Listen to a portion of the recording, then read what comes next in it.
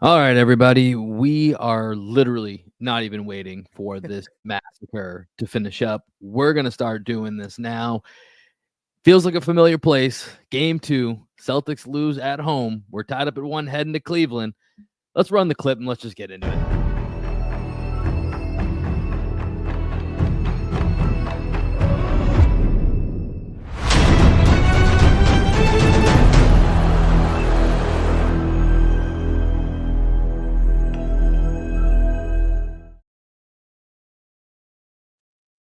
What up, what up, what up, and all that jazz. And you guys know how the intro goes at this point. I don't even really feel like doing it if I'm going to be 100% honest. It's Will Weir. It's the coach, Greg Manakis. Right now, as we're recording, it's 116 to 89 Cleveland with 3:12 left on the clock here. Greg, disappointing is I think an understatement for how this game played out. Lead us off. There's a lot we can talk about, so lead us off with what you want to go. And by the way, if you're tuning into this right now, we're live on both YouTube and Twitter, so if you want to vent your frustrations, put them in the chat. We would love to highlight those. We'll certainly answer any questions you guys have, and I think we have a few of our own that we probably won't even be able to answer. So Greg, go for it, man. I mean, this game had all the ingredients to the recipe for a Celtics loss, right? This is what they do, man. When the 3-pointers are taken away by the other team and the shots don't go, we get tight, we play hero ball, we take bad shots, and then when we get cracked off the dribble and can't contain the ball, there's just no hope on the other side of the court as well.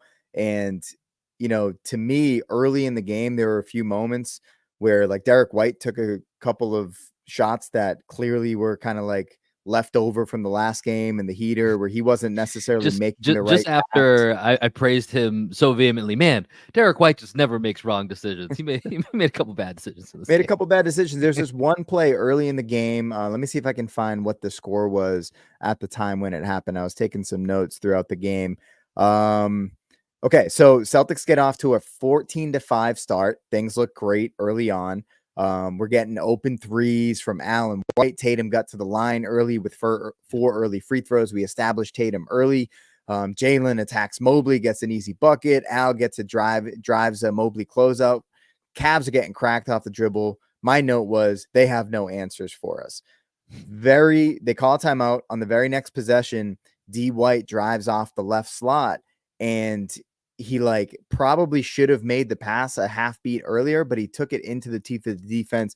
Mobley, who is amazing tonight, gets a hand on the ball. I think I counted at least 5 deflections after 0 deflections from him out of the first game. He gets a steal, swings the momentum. Next couple minutes go by. It's 16-13 Celtics turnover, and the Celtics get really selfish at this point in the game. The next possession coming out of that timeout, Drew Holiday's isolated. I think it gets Strus. 20 seconds left in the shot clock, shoots a bad fadeaway. Drew has been awful these playoffs on offense. We can talk about that a little bit. He has not played well at all on the offensive side of the ball. Tatum then settles for a contested 3 versus Mobley. Another missed wide open 3 from Drew. Draylon rims out a 3. All of a sudden, the Cavs are rolling. They feel like they believe. And it started at that 14-5 where it feels like we could just blow them out. White has that early turnover. I'm not putting the whole game on Derek White here, but that initial play was the play that sparked everything from there. And the Celtics just didn't play well. They didn't move the ball. They had a couple possessions that looked like Celtics basketball, but the Cavs did a really good job forcing us into isolation situations, and we just played right into their game plan.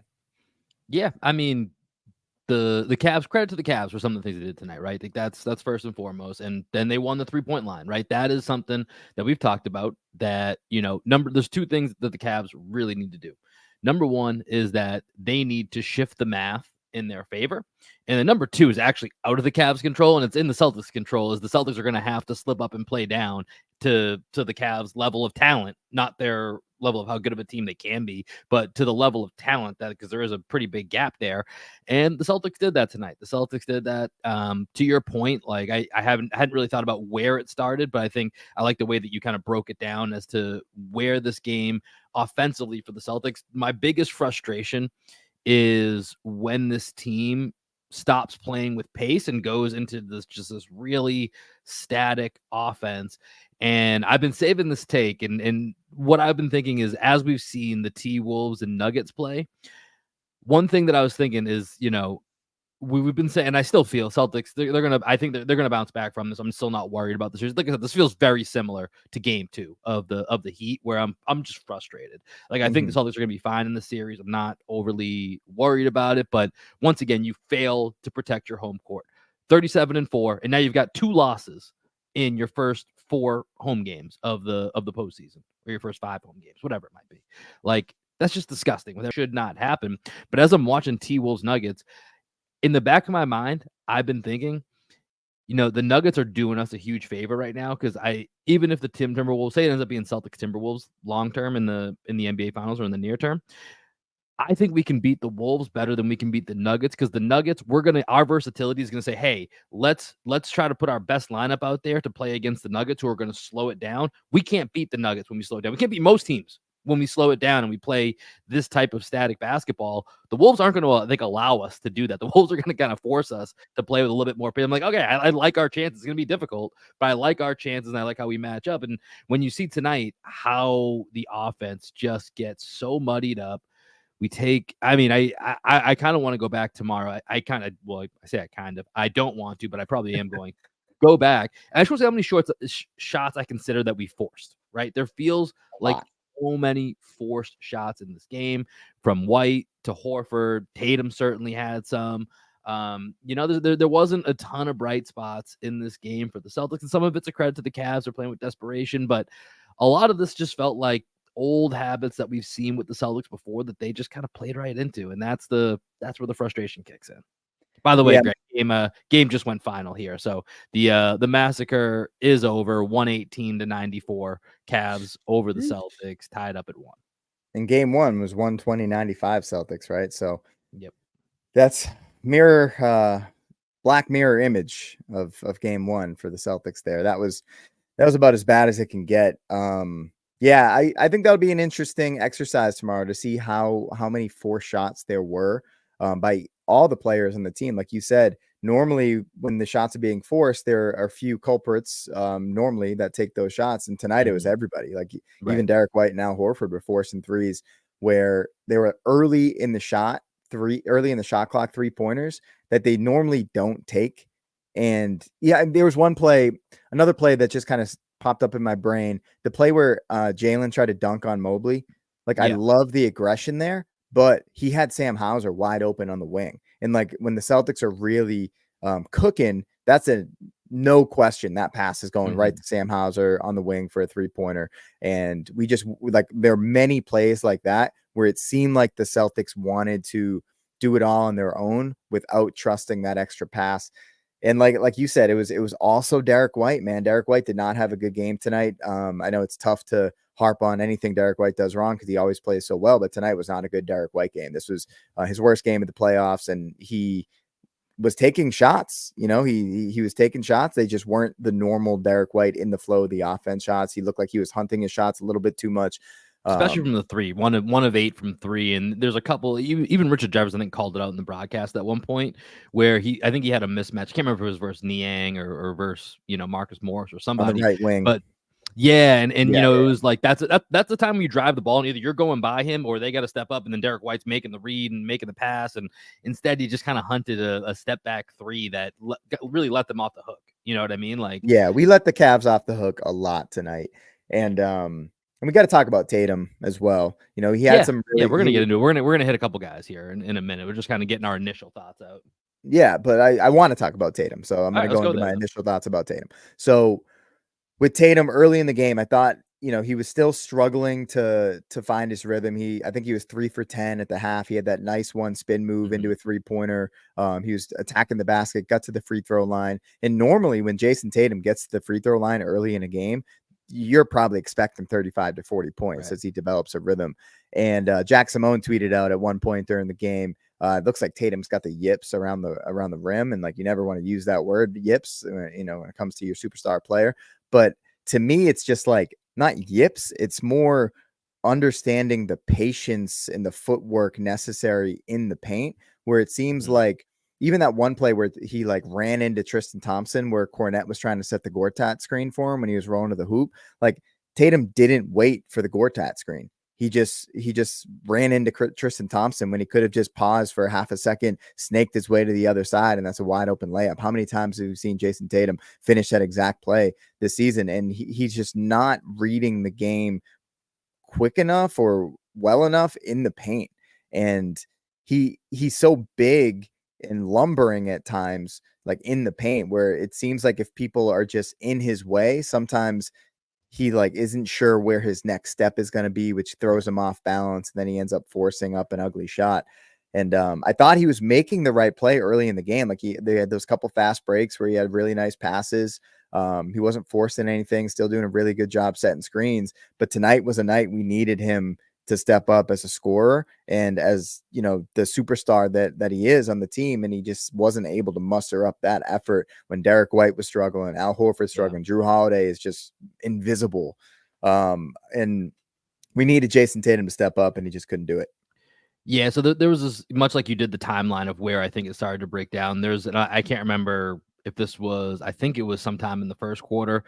JT's on the left wing and he's just dribbling the air out of the basketball for 7-8 seconds, ends up with, you know, kind of a pump fake like towards the end of the clock that didn't really do a ton. Takes like his feet are kind of too close together for his normal shot. It's not in his, and I just remember looking at that possession, and that's just one of the things that sticks out. Like those are the possessions that he just doesn't need. Like, you know, and it really felt like the momentum of that possession and that particular shot for him kind of steamrolled a little bit. And you know, I mentioned this in the post game show after game one, right? The last against the Heat, and then in game one, Tatum's kind of been the decoy for the first, you know, three-fourths of the first quarter, right? Barely takes any shots. And then today, and that was one of my just kind of hypotheses as to why Tatum hasn't been shooting the ball great, is, you know, maybe now that he's playing this decoy role, he's not getting involved early, and so it doesn't have a feel, hasn't caught a rhythm. I mean,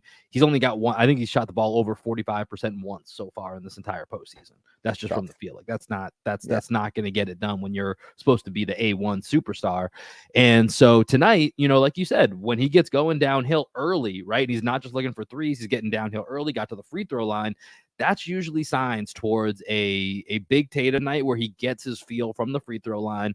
And then later on at some point in the game, you're going to catch a heater where just, oh shit, Tatum just had 14 of our last 18 points or something to that effect. And it just never happened tonight. It just never happened. And this is one of the games where Tatum has to be that dude, right?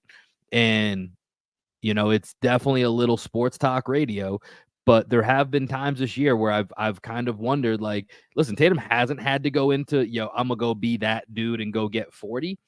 And I know he can do it because we've seen this. So there's no question about can he do it.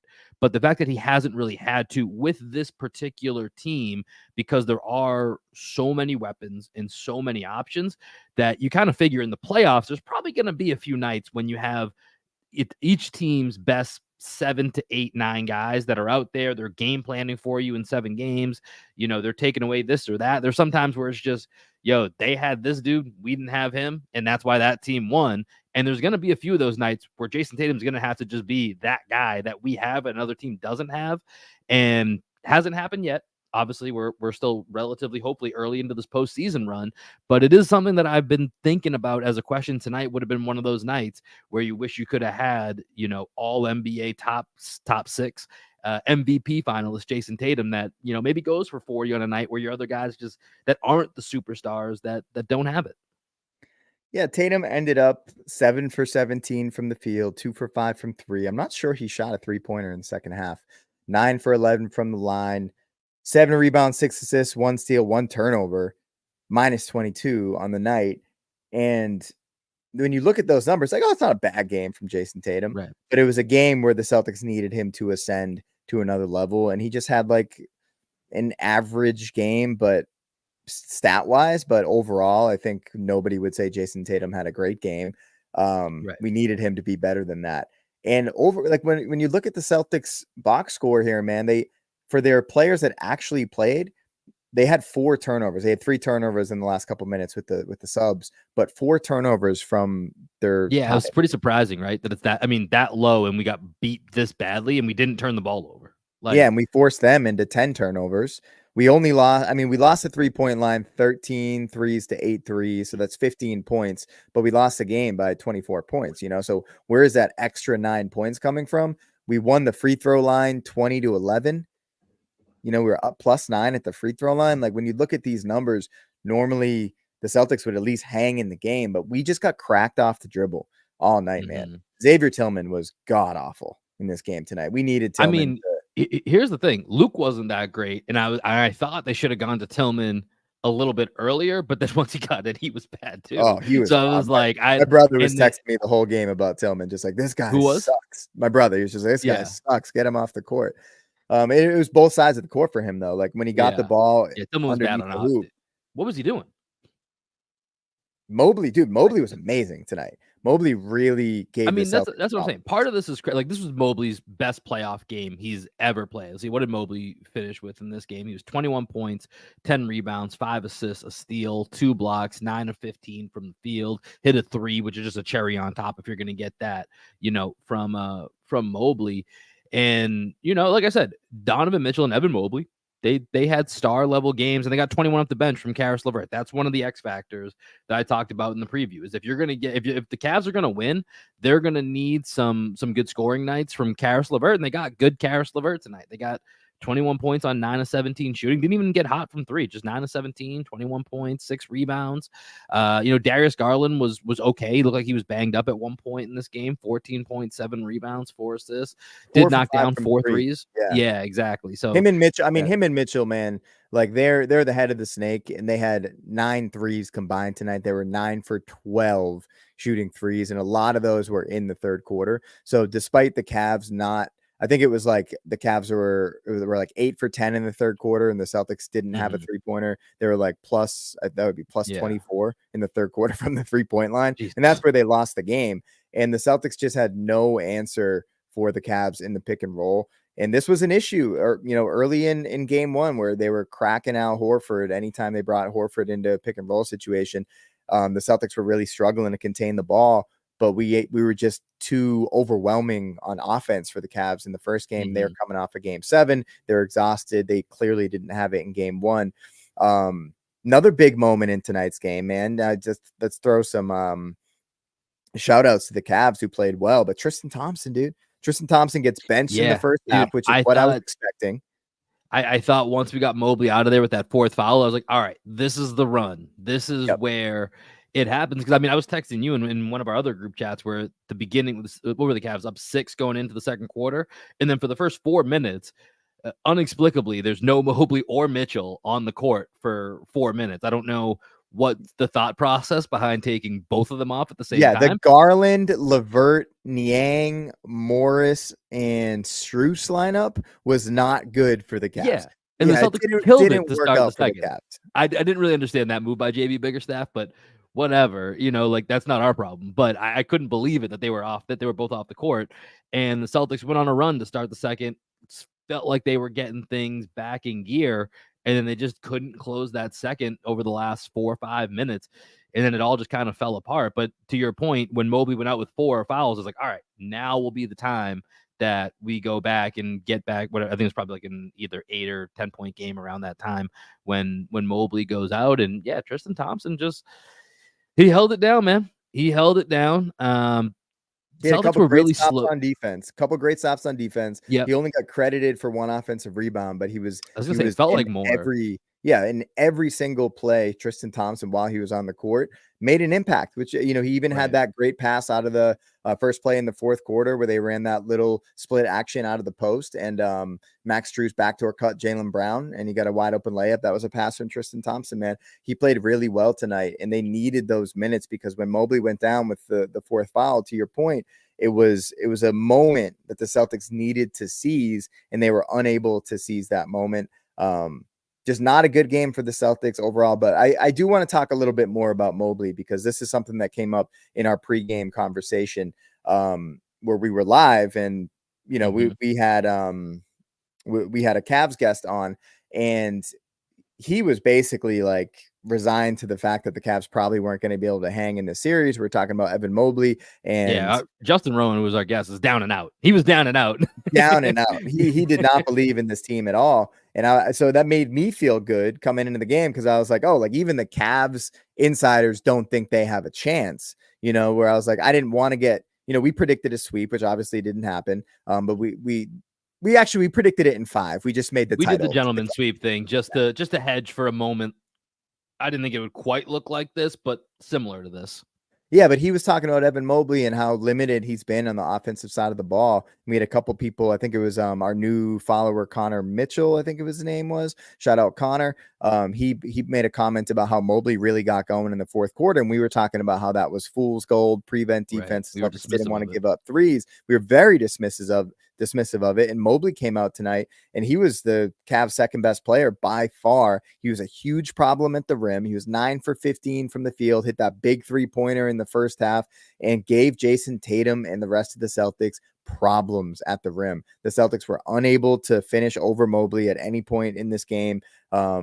And Mobley, I have to give Mobley shouts, because I didn't see this game coming out of him. I knew he had potential like this on the defensive end, but I didn't see an offensive outburst like this from Evan Mobley.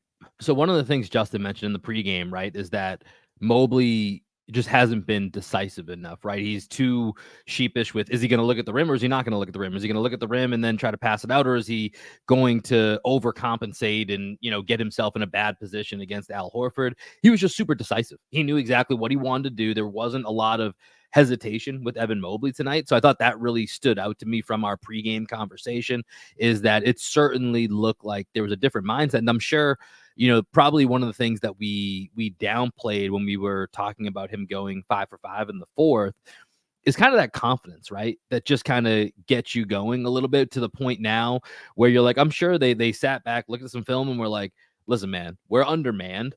Like, if you go 3 of 15, we're definitely going to lose. But if you go 9 of 15, now all of a sudden we have a chance to win.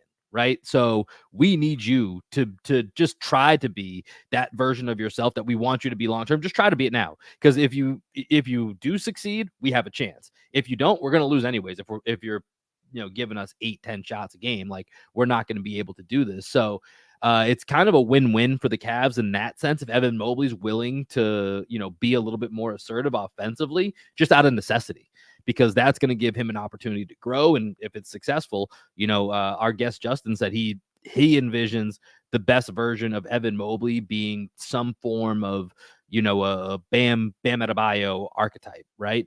And so we've seen Bam have big games offensively. One of the issues in the last series was Bam was playing with a bunch of, 6, 7, 8 men, basically, outside of like Tyler Hero, who then wasn't playing any defense. So now Evan Mobley's at least out there with Donovan Mitchell, Darius Garland, Max Strus. We talked about LeVert can get hot. You got other guys that can play defense, like a Okoro. So it becomes a lot more of a weapon with a stronger supporting cast, even though they're missing others, that are still not available in this game. So yeah, that's something to keep an eye on. I mean, Mobley, really good. Like you said, I want to go to this, Greg. Let's go to Drew Holiday, because I brought this up last series, and I was tiptoeing around it, right? I wasn't ready to have a hard take of Drew Holiday. You got to be better offensively, because he was good defensively, and we didn't need him offensively. We didn't.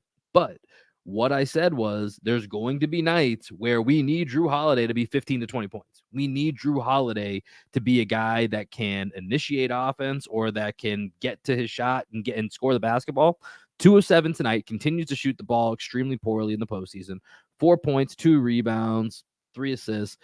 Just not much of an impact. Yes, he had some moments defensively, but offensively, it's just a 0 from Drew Holiday. And I know that that's not his role, but especially when KP goes down, you're still Drew Holiday. You're Drew fucking Holiday. Like, you were the number 2/3 on a championship team a couple years ago. You've been the guy. You came to this team averaging, I think, just under 20 points per game last year. Like, you're not a 4-point guy. I get that you don't need to be a 20-point guy, but you got to be a 12 to 15-point guy on a consistent basis for this team to hit their levels. And Drew Holiday is just completely underperforming on the offensive end. Last 5 games, Drew Holiday has 1 game shooting over 33% from 3. That was the closeout game against Miami. There was 2 for 4. Last 5 games, 1 for 3, 1 for 4, 2 for 4, 2 for 7, 0 for 2 from 3. And this was one thing with Drew during the season is he was money from the corners. You knew that when Yep. the ball went to Drew Holiday in the corner, he was literally the best corner three-point shooter in the NBA this year, shooting over 60%. He was guaranteed knockdown from the corner, and he just has not had any touch from the three-point line, from the mid-range, near the basket, open layups. He's Smoking been bunnies. bad. He's been bad on the offensive side of the ball. He's been great on defense. Not going to knock Drew Holiday for his defense. He's still one of the best defenders in the league, but we need him to do more. And I think if you're going to make, if you're going to yell at Jason Tatum or yell at Jaylen Brown for their performance or not stepping up, you have to have that same energy for Drew Holiday. He's got to be better. 100%.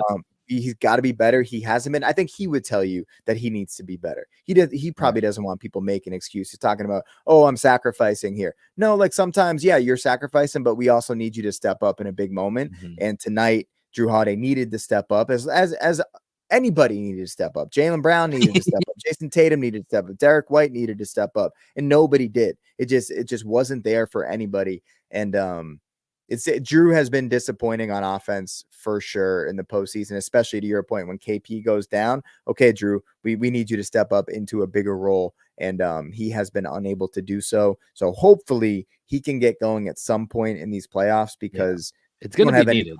I don't have any confidence in Drew Holiday shooting the ball right now. Yeah, I've been saying all season there's gonna be if we're gonna really go for the championship here, there's gonna be 1 or 2 games where we look back and like that was the Drew Holiday game where he has 20 points or 25 points. Like I've said it from the middle of the regular season. Like there's going to be a night where Drew Holiday needs to do that, and especially with KP down.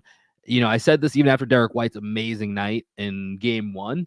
Like as much as I love Derek White being the pure third scorer on this team, guaranteed night in and night out, that's not fully who Derek White is. And we saw a time where he was forcing that shot a little bit, maybe feeling like he needs to be that guy. And that's where I think it needs to be kind of an equal responsibility between Derek White and Drew Holiday with Kristaps out to fill that number 3 role. Who's that scorer? We know that the scoring is going to have to be led by Tatum and Brown. That doesn't matter if KP's in there. That's normally going to be the case. And of course, KP can have a few nights where he carries that, number 2 mantle. That's totally fine.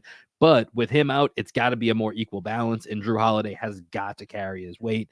Simply not doing it. I mean, out of them two, and you throw in Peyton Pritchard. Peyton Pritchard was the best guard for the Celtics tonight. Yeah, he was. And I do want to defend Drew on one point, though. Like the way that the Celtics played tonight is not going to leave Drew Holiday with many opportunities, right? That's fair. Drew Holiday is going to get unlocked when the Celtics are moving the ball because he is the 4th or 5th option on the court. So there's no possession starting with Drew Holiday handling the ball, right? Drew Holiday is always off the ball with this team. So if we aren't making the first pass, the second pass, the hockey assist, like we didn't have any of the flow or the. I mean, this gets back to being a whole team disappointment. Exactly, right. So like. For us I just want to be fair to Drew Holiday here because the team did not put him in a position to be successful, but he also needs to step up, right? And I think with Drew, I'm trying to think like how the Celtics can go about unlocking him on the offensive side of the ball other than him just playing off the ball. Because he's a competent pick and roll player, but I wouldn't say he's a better pick and roll option than having the ball in Jason Tatum, Derek White, or Jaylen Brown's hands. You know what I mean? Like, I really don't believe that he is a better option there, but I would like to see the Celtics just try to unlock him in other ways. But is it a little bit of I think it was Doc Rivers who had this back in the day where it was, I got to get Perk a touch early. If he's going to really be committed to play defense, like I got to get him a touch early, even if it's not the best offense. Like I got to get him 1 or 2 touches just so he stays connected and lock in. To your point, you probably don't need to be running a bunch of Drew Holiday, pick and rolls, but if maybe we found a way to mix them in a few times in the, first or second quarter, like maybe that there's a long-term benefit to it that you don't necessarily see in the numbers that match up to it for those couple of possessions that you lean into it, but you have him more connected, more engaged, better feel, better touch. I don't know. I'm trying to figure out how Drew Holiday can, be more involved, because you're right. That is a part of it. To be fair to him, is that when the Celtics play this way and they start to, God, I'm still so annoyed how slow they played at times tonight. Just all I was thinking was Tommy Heinsohn in my head. You're gonna run. Yeah. Like, And they had a couple moments, man. But also with this team, like, defense leads to offense in transition 100%. opportunities, and our defense was god awful tonight. So, like, we didn't really give ourselves many opportunities to run. It'll be interesting to see what our transition points are, how many passes we made tonight, usage rates, and all that stuff we like to dig into after a game. You mentioned Peyton Pritchard. Luke was bad tonight. He didn't make an impact. Tillman was bad tonight. He didn't make an impact. And then Sam, like, I think the Celtics need to continue to weaponize Sam Hauser. In the playoffs, there have been a few games where we've been able to get Sam off, mostly against the Miami zone. But tonight, Sam only played 9 minutes, 26 seconds. I think the Celtics needed to go to Hauser for the spacing, because the double Al lineup with Tillman and Horford, like, I get why we might want to do that, but when the Cavs don't have any real big men, when Mobley's off the court, Sam Hauser should be on the court. He really should be. And there was this one moment in the third quarter, the Celtics come out very lethargic, and Mazzulla calls a timeout. And Mazzulla called timeouts every time he should have called a timeout tonight. Yeah, you can't complain about that tonight. That can't be a complaint tonight. He was using all of his timeouts. And he went to the Tatum, White, and the subs lineup, right? With 5 minutes and 32 seconds left in the third, he pulled Horford, Holiday, and Brown, and he went Tatum, White, Luke, Hauser, and Pritchard. And then he pretty quickly abandoned that lineup. But I liked the idea, is that we needed to get a little bit more movement. That lineup plays with a faster pace. And for some reason, Joe went away from it a little. I think he only gave it maybe like 2 minutes on the court. But I liked the idea of going to that a little bit early, and I liked that Mazzulla was searching for something, because you could tell he was feeling the same stuff that we're feeling right now. We're not playing with enough pace. We're not playing with enough punch. Peyton Pritchard is the guy that normally pushes the pace, and that lineup in particular that's when the ball's really hopping around. They have to play that way because they're a little bit more limited talent wise. And I'm pointing that out to say that if we're going to talk about Joe Mazzulla, we haven't talked about him at all. I think Joe was trying some stuff tonight, because there was a comment in the chat about Bickerstaff pulling a SPO from our guy Rob version 1 with the Cobra Kai avatar picture. Cool. I like Cobra Kai. Bickerstaff, did he outcoach Mazzulla tonight? I don't even know that I could say he outcoached Mazzulla. I think their players executed the game plan better, and our players seemed to not. And I don't know what else Joe could have done to necessarily get the Celtics moving, because it seemed like the players just didn't. This felt like a player's loss. Yeah, it felt like a player's loss. My gut. Yeah. Mazzulla looked very frustrated on the sideline. I would like to hear what he said. We didn't get the post game clips, but I'd like to hear what he says. Because we weren't pushing the ball. We weren't playing Mazzulla ball at all. Yeah. Go ahead. So we can catch any quotes here, but I'm just, frustrated again. I just happen to see there's a picture here on Twitter. I'm looking here. Since 2021, 15-15 home playoff record for the Celtics. It's terrible. It's disgusting, man. Just disgusting. Like how like this is 37-4 in the regular season. 37-4. And we already have 2 losses in the first 2 rounds. It's just really tough to swallow. And once again, I still feel confident the Celtics are going to win this in, let's say, maybe 6 now, but it could be 5. I got to give the Cavs. Cavs are a good home team. I'm going to give the Cavs 1. I did not expect this series to go 6, but the Celtics just are kind of proving that they aren't the buzzsaw that we were kind of all hoping them to be. They still got some of the same warts, man. They still got some of the same warts that they've had. So, we might have. I think we can get through the East, no problem. But I know that there have been a lot of comments about the basketball that's being played in the East versus basketball that's being played in the West. It just looks like a different league right now. Yeah. And Go ahead. Here's a quick Mazzulla quote that I got here from Noah Dalzell here from Celtics blog. This is on the Cavaliers defense, and it speaks a lot to what you were saying. Their ball pressure was better. Their pickup points were higher. I thought they did a better job closing out into our bodies. When we did drive, they did a good job collapsing. I thought Mobley did a better job protecting the paint. So to your point, I feel like that actually is echoing a lot of, what we're saying as far as the praise that we were giving to the Cavs and in the way that they played tonight. Yeah, yeah. But to finish my thought on like what's going on out west, there's just like different levels to playoff basketball, and you need to peak at the right time. Like the Golden State Warriors, and they beat us a couple years ago. They peaked at the right time. They peaked the last 4 games of that series or whatever it was, where the Celtics probably peaked in game 2 or maybe It game was 3. game I forget. 3, I think. Yeah. Yeah, I feel like they Game peaked in 4 that was game. the Steph game. Yeah. Right. So with the Wolves, when you look at the Wolves and the Nuggets and the Thunder right now, I feel like those teams are peaking at this point, and they're going to have to sustain it, but they have to do it right now. Like the Wolves have to be at this level to beat the Nuggets. The Thunder have to be at this level if they want to beat the Mavs. So we don't necessarily have to be at that level to beat the Cavs. We probably don't have to be at that level to beat the Knicks. So like we can get there, I'm hoping, but we don't need to be there right now to move to the next round. So we don't need to be playing our best basketball until we need to be playing our best basketball. You know what I'm saying? So I mean, I you're don't not want wrong, but that's also like, I feel like, what are people saying? It's red flags, beige flags, Oh whatever. yeah, Like, yeah, yeah. No, like these are definite red flags. The same they're shit red flags. year after Yeah. year, series after series. The The Celtics are flag of an making the same. unserious team that year after year you have the same warts and you're just like, we can overcome it this time. like, I mean, have you guys not learned that when you run into a team that they don't even have to have the same level of talent, because that's because Miami hasn't. Even the Warriors, I don't think, had the same level of talent as the Celtics these past couple of years. But you run into a team that just doesn't have those red flags, and it's not going to be a question of, I hate saying it's not necessarily an effort thing. It's just It's a mindset. It's a focus the thing. It's a mindset. Yeah, game plan, mindset's a good way to put it. Yeah. discipline. We talk about it all the time. Part of being a great team is game plan discipline, and the Celtics had none of it on either side of the ball tonight. And it's a focus thing with this team. It's always a focus thing with this team. It's never an effort thing. I think the Celtics try hard, but their physical effort and this mental effort. There were so many times tonight where even like guys like Drew Holiday and Derek White weren't communicating well on switches, the stuff that like is my God, dude, the Tatum switch, where I thought this is another inflection point where I thought the Celtics were getting back in the game. Tatum gets the and one, Jaylen Brown gets the and one on back-to-back possessions. I believe it's 64-63, I think, Cavs at that point.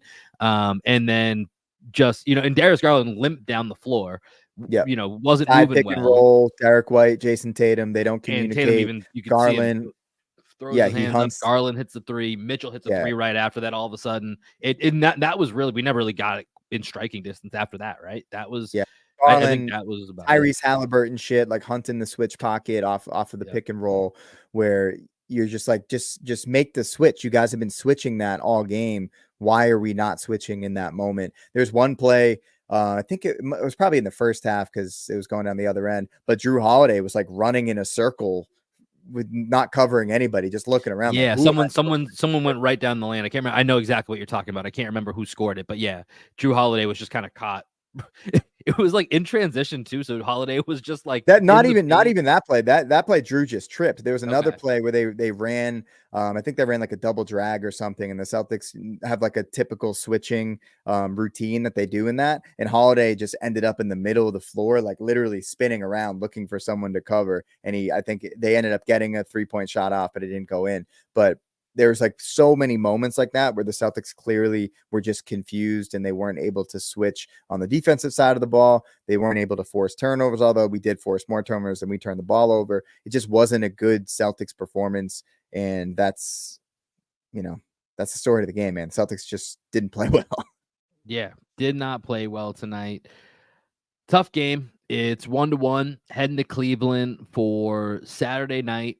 And honestly, this might just play out the way the Miami Heat series did. What's this here? Congratulations to Cleveland in making the finals, and for Moonbats in Boston, there's always next year. Okay. All right, it's getting late here. It's getting some wacky, weird comments here. We're gonna wrap this one up, but 1-1 heading to Cleveland Saturday night. There will be no post-game pod. We'll be recording again on Sunday, so we'll have it kind of fleshed out a little bit more, knowing where the series stands 2-1 and in what direction and what that means for Monday night with Game 4. So we'll have that for you, maybe a few other topics kind of mixed in. Greg, any final thoughts here before we send the people out? Celtics in 6. I'm going to hold Celtics in 5. I think this is going to, I mean, this felt very Game 2 Miami. There was a lot of similarities to this. Let's see what happens. I think it still should be a 5-game series. Like you said, when the game started tonight, my first thought was, man, sucks to be Justin. It sucks to be our guest that we had on. This doesn't feel great. And man, did that flip. So we'll see. Game 3, Saturday night. We will check in with you guys on Sunday. Be on the lookout for the audio and the YouTube. This will be up on all streaming platforms here momentarily. Appreciate everybody that joined us today here post game. Disappointing loss, but we're on to Game 3. And we'll catch you guys later.